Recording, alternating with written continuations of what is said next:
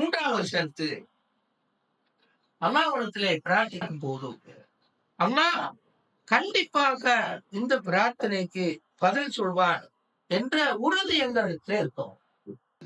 அந்த உறுதி இல்லாமல் இந்த பிரார்த்தனை நிறைவேறுமோ என்னவோ தெரியாது என்ற ஒரு வகையான மனநிலையோ சந்தேகத்தோ அல்லது தடுமாற்ற மனநிலையோடு கேட்கின்ற பிரார்த்தனையை அல்லாஹ் ஏற்றுக்கொண்டு அல்லாஹ்வுக்கு எதனையும் எங்களுக்கு தரும். அல்லாஹ்வுக்கு சாதிக்க முடியாத எதுவுமே கிடையாது. சந்தேகப்படுகின்ற மனிதன் என்ன நினைக்கின்றார் என்றால் அல்லாஹ்வுக்கு இந்த விஷயத்தை சாதிக்க முடியாது என்று நினைக்கிறார். அல்லது அல்லாஹ் தஆலா மிகவும் நல்ல மனிதர்களுக்கு மட்டுமே பதில் சொல்வான், பாவியாக்களுக்கு உனக்கு பதில் சொல்லவே மாட்டான் என்ற பிழையான எண்ணத்தையும் இருக்கும். அல்லாஹ் தஆலா மிகப்பெரிய பாவிகளுக்கு பதில் சொல்வான். அந்த மனோநிலை மிக மோசமான மனிதனுக்கு கூட அல்லாஹ் கண்டிப்பாக பதில் சொல்வான். நல்ல மனிதர்களுக்கு மட்டும்தான். எனவே ஒரு மனிதன் அல்லாஹ்விடத்திலே பிரார்த்திக்கும் போது கண்டிப்பாக அல்லாஹ் எனக்கு பதில் சொல்வான் என்ற உறுதியோடு பிரார்த்திக்க வேண்டும் என்று ரசூலுல்லாஹ் ஸல்லல்லாஹு அலைஹி வஸல்லம் அவர்கள் சொல்கிறார். உதுல்லாஹ வ அன்தும் மூகினூன பில் இஜாப். அல்லாஹ் பதில் சொல்வான் என்ற உறுதியோடு நீங்கள் அல்லாஹ்விடத்திலே பிரார்த்தியுங்கள் என்று ரசூலுல்லாஹ் ஸல்லல்லாஹு அலைஹி வஸல்லம் அவர்கள் சொன்னார். இந்த பின்னணியில் தான் ரசூலுல்லாஹ் இந்த உறுதியை எப்படி உருவாக்கிக் கொள்வது என்பது பற்றி சொல்லும் போது ரசூலுல்லாஹ் சொன்னார்கள், மாமின் தாயின் யதுல்லாஹ இல்லா ஆத்தாஹு பிஹா இஹ்தா ஸலாத். யாராவது ஒரு மனிதன் அல்லாஹ்விடத்திலே பிரார்த்தித்தால் மூன்றில் ஒன்றை அல்லாஹ் கண்டிப்பாக அவனுக்கு கொடுப்பான். ஒன்று, இம்மா அன் யுஆஜிர லஹு ஹாஜத். அவன் கேட்கின்ற அந்த தேவையை அல்லாஹ் அவசரமாக்குவதே இருக்கும். இரண்டாவது, வரிமா யோகியஹு மினல் கைரி மிஸ்ல. அவன் கேட்பது போன்றே நலம் ஒன்றை அல்லாஹ் அவன் எதனை கேட்டானோ அதுக்கு நிகரான இன்னொரு நலவை அல்லாஹ் தஆலா அவனுக்கு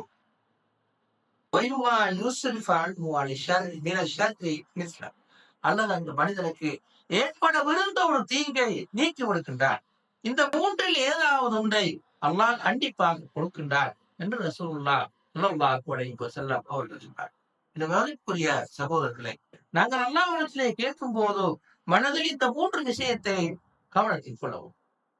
நான் கேட்ட விஷயம் நிறைவேற்றாவிட்டால் அதை நிகழ்த்த இன்னொரு நன்மையை அல்லாஹ் ஏற்றார், அல்லது அதனை நிகழ்த்த ஒரு தீங்கை என்னை விட்டு அல்லாஹ் அடிக்கும். இந்த மூன்றில் ஒன்றை நான் உறுதியோடு கேட்டால் அல்லாஹ் நிறைவேற்றாமல் போக மாட்டான் என்ற தெளிவு எங்களுக்கு.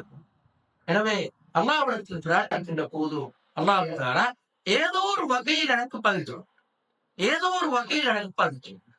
அப்படி முன்னாலும் பதில் சொல்லாமல் அல்லாஹ் இருப்பதில்லை. அப்படி பதில் சொல்வது இந்த மூன்றில் ஏதாவது ஒரு அமைப்பில் காணப்படும் என்ற அந்த உறுதியோடு நாங்கள் அல்லாஹ்விடத்தில் பிரார்த்திக்க வேண்டும் என்று ரசூலுல்லாஹ் ஸல்லல்லாஹு அலைஹி வஸல்லம் அவர்கள் சொன்னார். மூன்றாவது, நன்மையை ஏவி தீமையை தடுக்கின்ற பண்பு ஒரு முஸ்லிமிடத்திலே இருக்க வேண்டும். அவருடைய சக்திக்கு உட்பட்ட வகை தன்னை சுற்றி இருக்கிற தீமைகளை ஒழிப்பதற்கு, நன்மைகளை வளர்ப்பதற்கும் பாடுபடுகின்ற போக்கு ஒரு முஸ்லிமிடத்திலே ஏதோ அவருடைய சக்திக்கும் ஆற்றலுக்கும் உட்பட்ட வகையில் காணப்படும். பணத்தால் அதை செய்ய முடியும், உடலால் அதை செய்ய முடியும், அறிவினால் அதை செய்ய முடியும், உபதேசத்தினால் அதை செய்ய முடியும். இப்படி ஏதோ ஒரு அமைப்பில் அந்த நன்மையை தீமையை தடுக்கின்ற அந்த வேலையை செய்யும். நன்மை தீமைகள் நிறைய பரவி இருக்கு.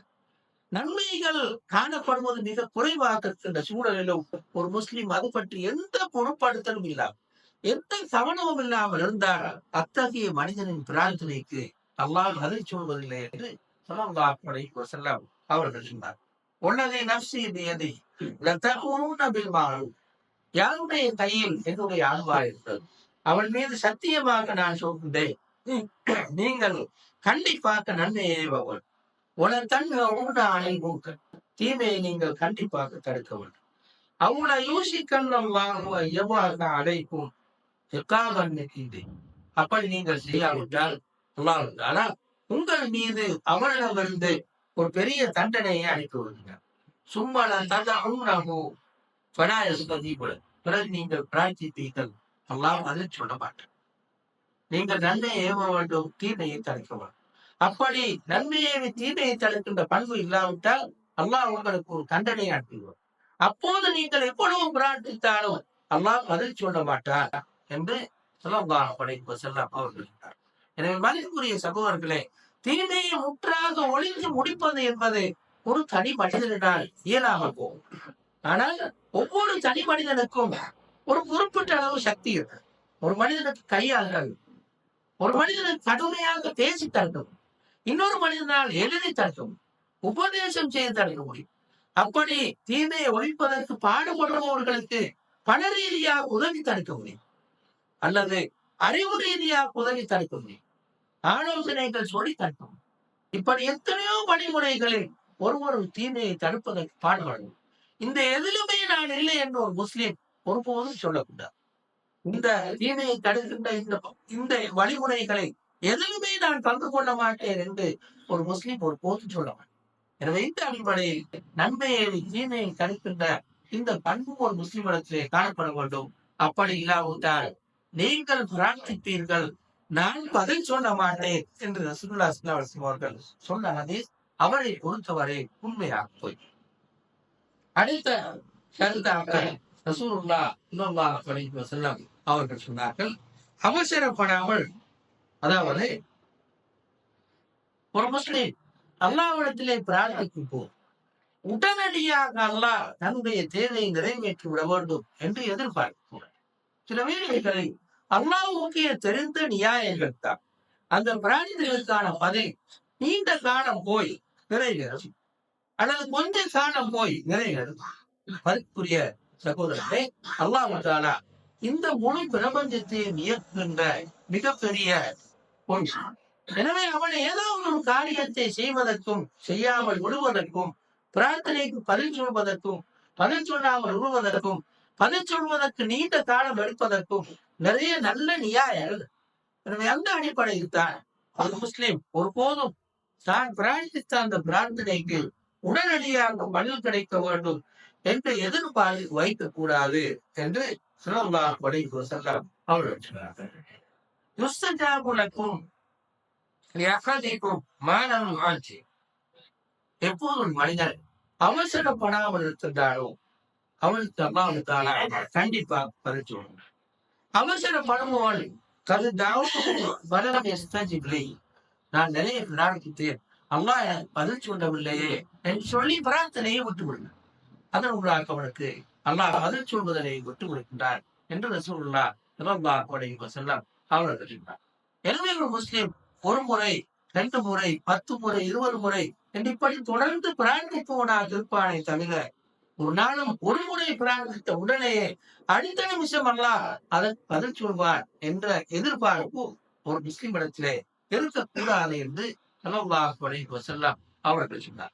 மதிப்புக்குரிய சகோதரர்களே, இந்த பிரார்த்தனையை ஒரு மனிதன், ஒரு முஸ்லிம் பண்பாக கொள்ளும்.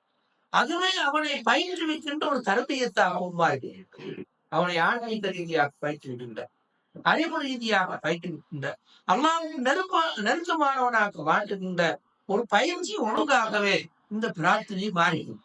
எனவேதான் அல்லாஹ் தஆலா பிரார்த்தனை செய்த உடனேயே அதற்குடனே பதில் சொல்லாமல் இருப்பதற்கு அதுக்கும் கூட ஒரு காரணமாக்குது.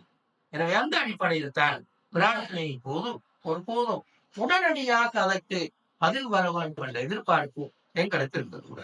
அடுத்த ஆக முக்கியமான விஷயம், ஹலால் சாப்பாட்டை, ஏழை நடத்தைகளை ஹராத்தை விட்டு தவிர்த்து வாழ்கின்ற ஒரு முஸ்லிமாக பிரார்த்தனை ஏற்றுக்கொள்ளப்பட வேண்டுமாக இருந்தால் அவனுக்கு இயன்ற அளவுக்கு நாங்கள் ஹராத்தை விட்டு தவிர்த்து வாழ்பவர்களாக இருக்கிறோம். ஹராம் என்பது சாப்பிடுவதோடு மட்டும் இருக்காது, அது உடுப்பதாக இருக்க முடியும், ஏழை நடத்தைகளாகும். இந்த ஹராத்தை விட்டு தவிர்த்து ஒரு முஸ்லிம் வாழுவது அவனுடைய பிரார்த்தனை ஏற்றுக்கொள்ளப்படுவதற்கு மிக முக்கியமான காரணமாக இருக்கிறது.